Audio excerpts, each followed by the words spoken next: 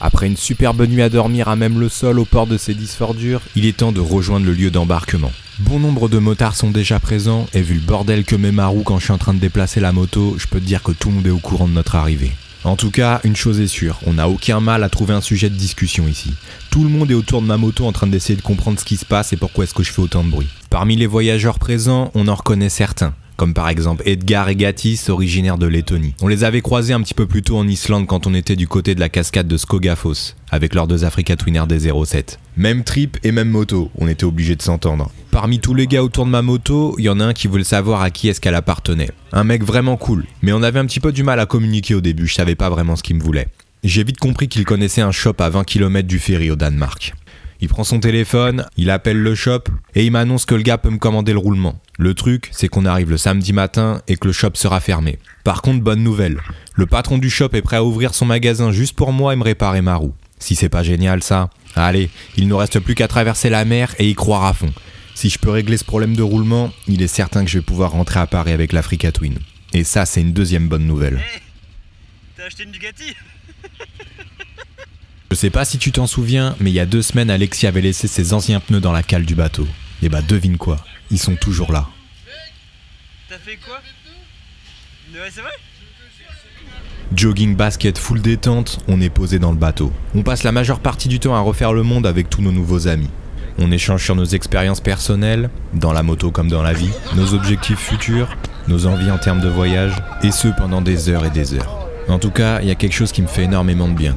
C'est de voir que peu importe l'âge, la passion reste intacte. Certains étaient même impressionnés de voir que nous avions parcouru autant de kilomètres à travers autant de pays, et nous ont demandé de surtout ne jamais nous arrêter. Et bah tu sais quoi, ça tombe bien, parce qu'arrêter de voyager à moto ne fait clairement pas partie de nos plans.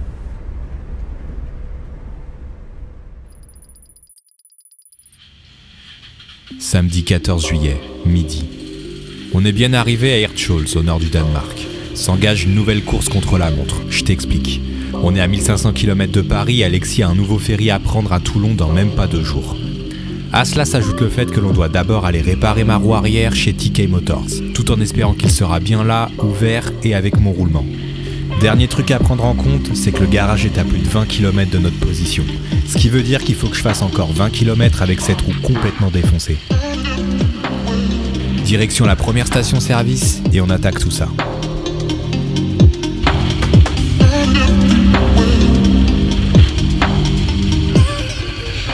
Ça s'appelle comment? Ticket.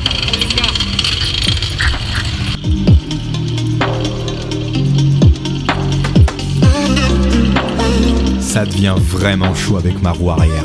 Je pense qu'1 kilomètre de plus et je cassais tout, littéralement.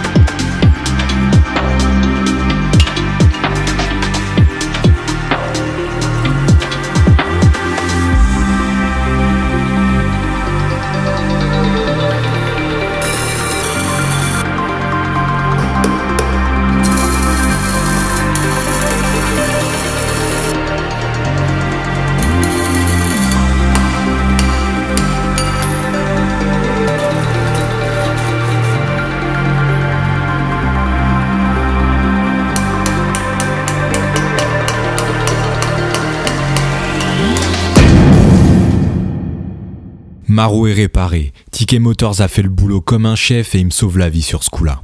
Sans son intervention, je rentrais à Paris sans l'Africa Twin, ça c'est certain. On renfile nos affaires, on le remercie comme il se doit et on prend la route direction Paris. Enfin, ça c'est ce qui aurait dû se passer.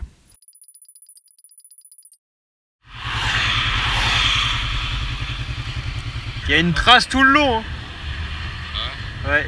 T'as commencé à rouler dans la bande d'arrêt d'urgence 1 km avant là. Ouais, ça se voit. Je sais pas s'il est mort. J'ai enlevé les rétros et tout et j'étais les yeux braqués sur le voyant du truc. Je me suis dit putain ça se trouve il y a peut-être un autre truc. J'avais les yeux braqués dessus. De toute façon je peux pas m'arrêter ici parce que je pouvais pas, c'est le bordel. Je me suis dit je m'arrêtais à la prochaine station de service. Au final elle a commencé à faire un bruit chelou. J'avais de moins en moins de pêche. Je pète un rapport. Je commençais à descendre un peu. Et là, quand ça fait un peu bizarre, je l'ai coupé, tu vois. Mais j'ai pas eu de voyant d'huile, donc je sais pas si le moteur est mort ou si genre. Il tourne là quand tu le lances au démarreur. Hein? Quand tu le lances au démarreur avec le coup. À aucun moment j'ai eu un voyant d'allumé. Si près du but, ça me rend malade. En plus pour un truc comme ça, tu vois. Bah, au moins t'es arrivé là. Imagine la même chose en Islande, ça aurait été la merde. Quand tu serres pas bien un bouchon de vidange, quand ton moteur il tourne, lui il passe dans le pas. Tu vois ce que je veux dire? Ça fait toujours des traces par terre au bout d'un moment. Pas de traces dans le bateau, pas de traces dans le garage du mec, pas de traces nulle part. Ça voudrait dire qu'entre le garage du mec et ici, le truc il serait dévissé comme ça, il serait sorti tout seul, sur 100 bornes. Te prends pas la tête, t'es rentré au Danemark, t'as l'assistance, t'es en Europe, tu peux rentrer facilement. Ouais, tranquille. Ouais, cassez-vous là. Bon, ça s'appelle, tu nous tiens au courant? Ouais, pas de galère.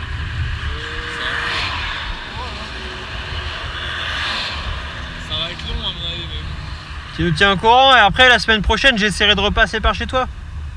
Quand tu seras rentré. Si je suis rentré, ouais. Ah mais j'essaierai de passer quand... Ouais, dès que ça bouge. Et ouais, tu ne rêves pas. J'ai bien cassé le moteur de l'Africa Twin. J'ai perdu le bouchon de vidange et toute l'huile qui était dans la moto s'est déversée sur la route.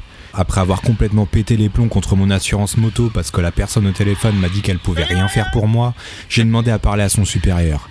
Avec 4 motos et 7 années de paiement chez eux, je lui ai gentiment expliqué que s'ils me sortaient pas de cette merde eux-mêmes, il y allait avoir du mouvement d'assurance en rentrant en France. J'étais seul, abandonné sur cette putain d'autoroute à pousser mes 250 kg de matériel depuis 3 km, et heureusement que de temps en temps certaines personnes s'arrêtaient pour essayer de m'aider. Le truc, c'est que j'avais toutes mes affaires avec moi et je voulais pas abandonner la moto. Alors je continue de pousser, encore et encore. Je me dis qu'il me reste que 2 km avant la prochaine ville et que je peux le faire. Mais quelques mètres plus loin, mon pied glisse, la moto tombe et je tombe avec elle. Je me dégage rapidement de sous la moto et je me traîne jusque dans le champ à côté de moi. Je prends même pas le temps de relever la moto. J'en peux plus, je craque. C'est à ce moment précis que j'ai compris que je venais juste d'abandonner. Les larmes montent, l'échec est tellement dur à encaisser. Après tout ce par quoi on est passé, toutes les galères, tous les problèmes qu'on a réussi à résoudre un par un, c'est pas possible, ça pouvait pas se terminer comme ça. Et pourtant, c'en est bien fini pour moi. Je reste allongé là, complètement perdu, et tous les souvenirs de ce voyage remontent. La nostalgie et le manque se manifestent, et je suis en train de revivre toutes ces aventures à vitesse grand V dans ma tête. Mi-rêve, mi-cauchemar. Il m'aura fallu ce coup de grâce pour déclencher ces émotions. En fait, je suis en train de péter les plombs. J'ai la tête qui bout et tous les bruits autour de moi sont en train de s'intensifier. Chaque voiture, chaque camion qui me passe et me frôle ne font qu'augmenter toute la pression qui est actuellement en moi. Puis soudain, au passage du dernier smirmorque, plus un bruit, plus rien. Le calme revient et mon esprit s'apaise. Je me mets à sourire bêtement et je me dis que si je devais raconter toute cette histoire à quelqu'un, je sais même pas par où je commencerais. Mon téléphone sonne, c'est Clément qui m'appelle. Crois-le ou non, mais l'histoire ne s'arrête toujours pas là.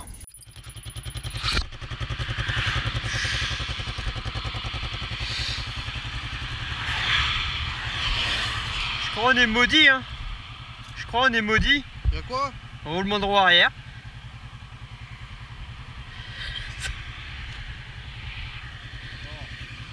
Ça casse les couilles. Sérieux? Ouais. Ouais. Putain, la loose. 100 km après ma casse moteur, Clément détruit son roulement droit arrière. Je sais, ouais. Mais attends la suite. 6 heures plus tard et mon dossier repris en main par une autre personne, le dépanneur arrive. I'm okay. How about you? I'm in the shit. Yeah, I'm here since maybe I 5. saw you today. Oh, okay. I was driving with another car. Ah, okay. Une fois ma moto sanglée sur le plateau, direction la ville de Randers, au nord du Danemark. Et Clément dans tout ça alors? Il a galéré autant que moi à se faire remorquer, mais on finira tous les deux dans un hôtel à 100 km de distance l'un de l'autre. On arrive à négocier avec nos assurances une enveloppe assez conséquente pour louer un camion, charger nos 2 motos dedans et rentrer en France. Le lendemain matin, après 47 minutes de sommeil, direction Europcar. Dans celui où Clément est, le gérant accepte de lui filer le camion. Mais dans celui où je suis, il refuse. Dis-toi que cet enfoiré ira même jusqu'à appeler l'Europcar où est Clément pour lui dire de ne pas lui filer de camion. Je rappelle mon assurance et j'accepte la solution initiale qui était de me rapatrier en avion. Quelques heures plus tard, Clément me rappelle et m'annonce que Clémence et Antoine ont pris la route avec son camion depuis la France et seront là dans la nuit. Si je veux qu'il rapatrie ma moto, c'est maintenant ou jamais. Je me dis que je peux clairement pas louper cette chance. Ça m'éviterait de taper 3000 km avec mon camion pour venir récupérer ma moto plus tard. Je m'habille et je tape un sprint jusqu'au garage où est censé être ma moto. Mais une fois arrivé sur place, aucune trace de l'Africa Twin. Personne ne sait où elle est. Je suis dans une ville que je connais pas, je parle pas la langue. Je sais pas où est ma moto. Ils sont incapables de me donner l'adresse du dépôt et je dois impérativement la retrouver avant ce soir si je veux qu'elle soit chargée. Je désespère, c'est un truc de ouf, y a vraiment rien qui se passe comme prévu. Je marche en traînant des pieds dans je ne sais quelle direction, le regard fixé sur la pointe de mes chaussures, et au bout d'une centaine de mètres, je lève les yeux. Et là, je vois quoi? Au feu rouge d'en face, il y a le chauffeur de la veille qui avait déposé ma moto. Je le vois en train de remonter dans son camion et de commencer à démarrer. Je cours à toute vitesse jusqu'au camion, je traverse toutes les rues et je me jette sur la route juste devant lui. Le mec pile et me regarde avec un air du genre « Mais qu'est-ce que tu fous toi au juste ?» Puis explose de rire parce qu'il me reconnaît. On se check et je lui explique la situation. Il me propose de sortir la moto ce soir avant 22h de l'entrepôt, mais à mes risques et périls. Dans le sens où si quelqu'un me la vole, ils seront pas responsables. Franchement, je suis même plus à un vol près. Je lui dis direct de sortir la moto dès que possible et moi je serai à l'entrepôt ce soir pour commencer à la démonter. Il est plus de 18h, je chope juste un truc à manger et je rentre à mon hôtel. À partir de 22h, si tout se passe bien et si je retrouve ma moto, il faut que je la démonte. Sur les coups de 2-3 heures du matin, Clément devrait arriver avec un camion et je vais pouvoir charger tout ça dedans. À 5h du matin, un taxi sera devant mon hôtel pour me récupérer et doit m'emmener jusqu'à Copenhague pour que je puisse prendre un avion pour rentrer jusqu'à Paris. Donc en gros, à partir du moment où je vais commencer à démonter la moto, on n'aura plus du tout le droit à l'erreur. Si Clément arrive en retard, si on n'arrive pas à charger la moto, ou s'il y a quelconque autre souci, je loupe mon taxi, je loupe mon avion, je rentre pas à Paris et je reste ici avec ma moto complètement démontée. 4h du matin. Clément arrive et on commence à charger l'Africa Twin et l'ensemble de mes affaires dans le camion. On a dû faire un vrai Tetris pour pouvoir tout rentrer dedans, mais ça a fini par passer. Clément me jette à l'hôtel à 4h50. Je monte dans ma chambre, prends une douche en balle et à 5h03 le taxi m'appelle pour me dire qu'il est en bas. Ce timing de ouf mon gars. À 10 minutes près, c'était terminé pour moi. J'enchaîne avec plus de 5 heures de route direction l'aéroport de Copenhague. J'aurais aimé dormir un petit peu dans le taxi, mais j'étais tellement au bout du rouleau que le simple fait de fermer les yeux me faisait mal. Avec 1h30 d'avance sur mon vol, je prends enfin un peu de temps pour moi. Petit café, tu connais les classiques, petit toast à base d'œufs et de bacon grillé, et il va être l'heure d'embarquer. Je me dirige tranquillement vers la porte d'embarquement, je fais contrôler mon passeport, je bip mon billet, et je crois que je suis bel et bien parti pour rejoindre la France. De toute façon, maintenant, je vois pas ce qui peut m'arriver de pire. Quoiqu'avec la chance que j'ai, mon avion serait capable de tomber du ciel. Avec toutes ces histoires, je t'ai même pas donné de nouvelles d'Alexis. Il s'est enchaîné les 1300 km restants, tout seul. On lui avait filé toutes les pièces qui nous restaient pour l'Africa Twin, juste au cas où il avait un problème. 2 heures plus tard, j'atterris en France, à l'aéroport de Charles de Gaulle. Je récupère ma valise, et un taxi m'attend à l'extérieur pour me ramener chez moi. Putain, quelle histoire! Je suis parti en Islande pour réaliser un rêve de gosse, et j'en suis revenu un peu plus adulte. Pas au sens propre du terme, parce que j'aime pas les adultes. Mais le fait de repousser ses limites et de devoir faire face à autant de pression fait qu'on en est ressorti plus grand, plus fort et surtout plus sage. Bon, je pense que ce road trip mérite une bonne récap. T'en penses quoi? Eh bien, je te donne rendez-vous très prochainement pour le best-of de nos aventures en Islande. En attendant, abonne-toi à la chaîne et active les notifications pour ne rien louper concernant nos aventures. Si toi aussi tu veux partir sur nos traces en Islande, sache que l'itinéraire est enfin disponible. Retrouve le tracé dans son exactitude, les top routes, les meilleurs spots ainsi que tous les fichiers nécessaires à la navigation. Tu retrouveras également une brochure avec toutes les infos dont tu as besoin pour le bon déroulement de ton voyage, ainsi que quelques autres avantages. Sache également que l'itinéraire pour les Balkans, celui pour l'Espagne et le Portugal, ainsi que celui pour la Corse sont également disponibles. Alors si tu souhaites te procurer tout ça ou si tu as des questions supplémentaires, contacte-moi par email à cette adresse. Il reste encore des stickers et quelques posters dispo à la vente. Donc si jamais tu veux passer commande, contacte-moi par email. Pose tes dernières questions concernant nos aventures en Islande en bas dans le box commentaire. On y répondra ensemble dans le prochain talk FAQ concernant toute cette aventure. Les textiles Black Market sont en cours de finalisation. Dès que c'est prêt, t'en seras informé sur les réseaux. Alors tu sais ce qu'il te reste à faire. Abonne-toi. Easy.